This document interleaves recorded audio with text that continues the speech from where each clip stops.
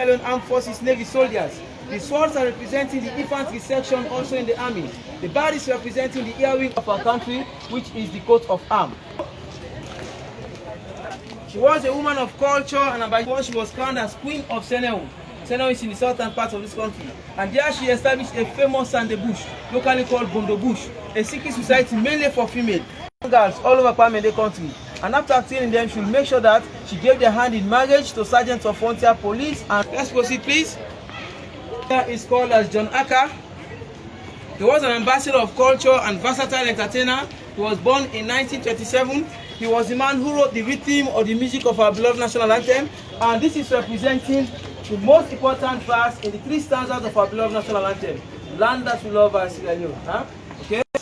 Sir Milton Augustus River Magai.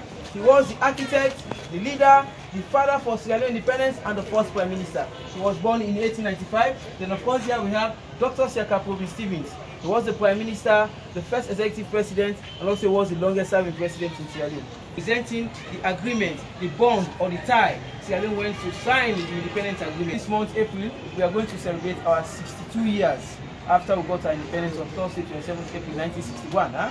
So he was actually senior for him, and he played the people, both of them, but he died in 1964, as he was born in 1905, then he died in 1988. Okay, so because of time, they are just responsible for pointing light for these other people. And here we have another woman. She's representing all female soldiers who died in all wars, and she died like a woman, you know, somebody who has sacrificed herself, you know, because of the role she was playing. And what we have here again, this one in there is a WIA, that is wounded in action. The tallest soldier is representing one of our fallen heroes who died during the Second World War. Locally, we were calling him as Farama Fagbe. Farama Fagbe is a local name from one of the tribes in Sierra Leone called the Kranko. Yeah? And over there we have dissemination. He's not saying he's going to save only this other soldier and leave the silver on the child. He said no discrimination is going to save them all. Last slide here, please. This whole picture here is representing the law court of the building over there. This woman is crying on behalf of Sierra Leone so that justice will prevail in the whole land of Sierra Leone. She's also representing someone who has committed a crime, and now she's pleading for mercy. But the judge showed her the 2 scales of justice and said to her that we all have equal rights and justice in court. If she has committed a crime, they've explained to her the repercussion for the crime she has committed. After they've passed the last verdict on her, and that hammer has been hit upon an object, it's a matter of months for her to suffer whatsoever repercussion for the crime she has committed. And the law court building you have seen in 1910, the foundation stone. Duke was on his royal visit while he laid the foundation stone.